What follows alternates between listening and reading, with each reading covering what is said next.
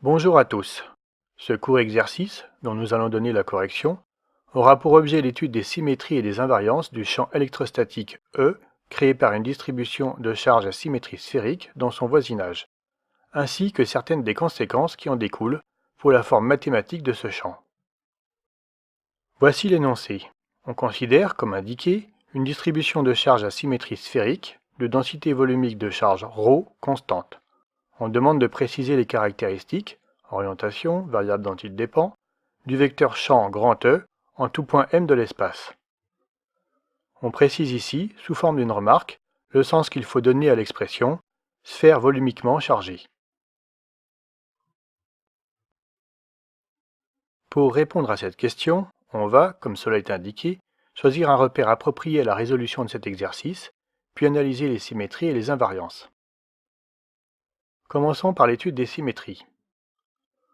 On place un point grand M au voisinage de ces distributions, point qui sera repéré par ses coordonnées sphériques r, θ, φ dans la base mobile UR, Uθ et Uφ. Tous les plans contenant les points O et M sont à l'évidence des plans de symétrie pour la répartition de charges. Deux d'entre eux sont représentés sur la figure. Il en résulte qu'ils sont également plans de symétrie pour le vecteur champ et qu'il doit nécessairement être inclus dans ceux-ci. Le vecteur champ électrostatique, E, appartient ainsi à l'intersection de tous ces plans et est dirigé selon le vecteur UR. Le champ est donc radial en tout point M distinct de O, et par conséquent, il est nul en ce point. Notons qu'à ce stade du raisonnement, l'unique composante du champ, dirigée d'après ce qui vient d'être dit selon UR, dépend encore a priori des trois variables r, θ et φ. On obtient donc le résultat indiqué. Passons désormais à l'examen des invariances.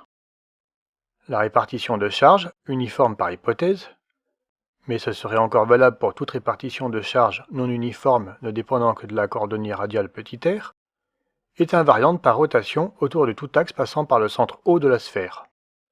Le champ ne dépend donc ni de θ ni de φ. Finalement, on obtient que le vecteur champ électrostatique E en M s'exprime sous la forme précisée à l'écran. Pour déterminer complètement le champ, il resterait à expliciter ER de R en utilisant par exemple le théorème de Gauss. L'exercice est maintenant achevé. Si cette vidéo vous a été utile, merci de le faire savoir et soutenez-nous en vous abonnant à notre chaîne. Nous sommes ouverts à toute suggestion d'amélioration.